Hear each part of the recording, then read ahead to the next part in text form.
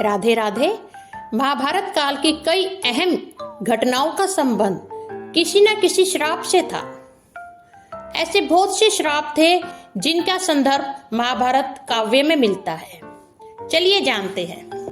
पहला, महर्षि वशिष्ठ का वसुओं को शाप। एक समय 8 वसु अपनी पत्नियों के संग वशिष्ठ जी के आश्रम के नजदीक रमन कर रहे थे। तभी उन वसुओं की स्त्रियों ने वशिष्ठ जी के आश्रम में कामधेनु गाय को देखा। द्योर नामक वसु की स्त्री ने उस गाय की इच्छा जाहिर की।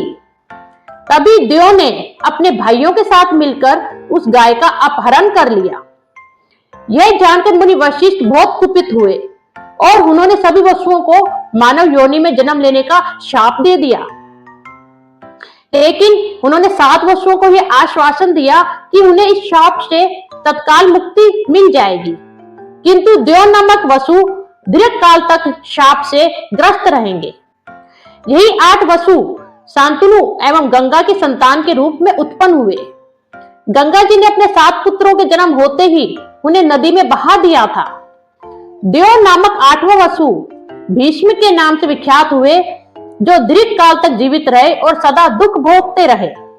दूसरा शाप, महाराज पांडु को किंदम मुनि का शाप। एक दिन महाराज पांडु शिकार खेलने गए तो वहां पर मृग और मृगी उन्होंने बाण मार दिया। उस समय मृग और मृगी रमन कर रहे थे, परंतु असल में वे किंदम मुनि थे, जो एक मृग का रूप धारण कर अपनी पत्नी के साथ रति क्रीड़ा में संलग्न थे।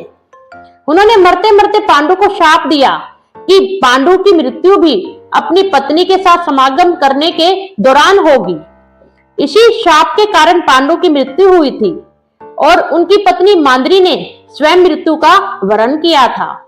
तीसरा शाप, दुर्योधन को महर्षि मैत्रेय का शाप। जब पांडव वनवास भोग रहे थे तब मैत्रेय मुनि दुर्योधन को समझाने के लिए हस्तिनापुर आए थे। उन्होंने उसको पांडव के प्रति प्रेम और सद्भाव का आचरण करने को कहा, किंतु दुर्योधन ने उनकी अवहेलना करते हुए कोई जवाब नहीं दिया।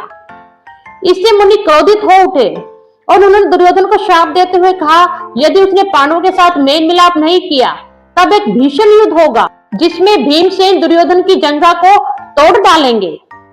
चौथा श्राप, उर्वशी का अर्जुन को शाप।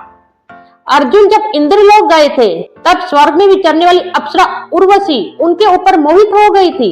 उसने अर्जुन से अपने मन की इच्छा जाहिर की, किंतु अर्जुन ने उनकी इच्छा को नकारते हुए कहा कि वे अपनी माता कुंती के समान उनको मानते हैं। यह सुनकर उर्वशी क्रोधित हो उठी और उसने अर्जुन को नपुंसक होने का श्राप दिया। यह श्राप अर्जुन को अज्ञातवास के दौरान अपनी पहचान छुपाने में काम आया। अज्ञातवास के पश्चात अर्जुन को पुरुष तत्व पुनः प्राप्त हुआ था। 5वां शाप, कर्ण को परशुराम जी का शाप। द्रोण के द्वारा दिव्यास्त्रों की शिक्षा न मिलने के कारण कर्ण एक ब्राह्मण का वेश बनाकर परशुराम जी से शिक्षा ग्रहण करने लगे थे। एक दिन परशुराम जी उनकी गोद में सिर रखकर सो रहे थे, तभी कीड़े ने कर्ण की जंघा को जोर से काट डाला। अपने गुरु की नींद की चिंता करते हुए कर्ण उस दर्द को सहते रहे। तभी जब गुरु की नींद खुल गई तो वे सहन शक्ति देखकर गुरु समझ गए कि ये एक क्षत्रिय है, कोई ब्राह्मण नहीं है। चूंकि उन्होंने अपने गुरु से झूठ बोला था, इसलिए गुरु ने श्राप, जब उनका मुकाबला उनके समान किसी योद्धा से होगा तब कर्ण ब्रह्मास्त्र का उपयोग भूल जाएंगे। 6वां श्राप, कर्ण को ब्राह्मण का शाप। एक बार कर्ण ने भूलवश किसी ब्राह्मण के गाय का वध कर दिया। कर्ण ने ब्राह्मण की कई वस्तुओं का दान लेकर उन्हें माफ कर देने को कहा, लेकिन उस ब्राह्मण ने किसी भी वस्तु का लोभ नहीं किया और कर्ण को शाप देते हुए कहा, जब कर्ण अपना निर्णायक युद्ध लड़ रहे होंगे तब पृथ्वी उनके रथ के पहिए को निगल लेगी। उनका शत्रु असावधान अवस्था में उनका मस्तक काट गिराएगा। अर्जुन के साथ अपने अंतिम युद्ध में कर्ण की मृत्यु बिल्कुल इसी अवस्था में हुई थी। 7वां श्राप, शतुना कर्ण को कुबेर का शाप। शतुना कर्ण एक यक्ष था।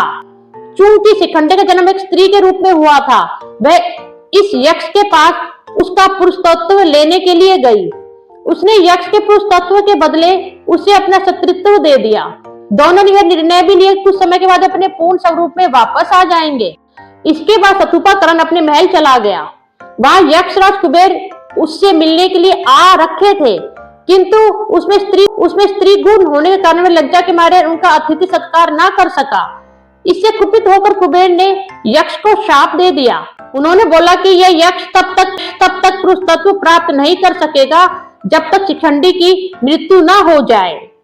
8वां शाप, श्री कृष्ण को गांधारी का शाप। युद्ध के पश्चात जब गांधारी ने मृतकों के शव देखे तब उन्होंने श्री कृष्ण को श्राप दिया कि 36 वर्ष के बाद उनके वंशज आपस में ही लड़कर मारे जाएंगे और श्री कृष्ण वन में किसी निंदित उपाय से मृत्यु को प्राप्त होंगे।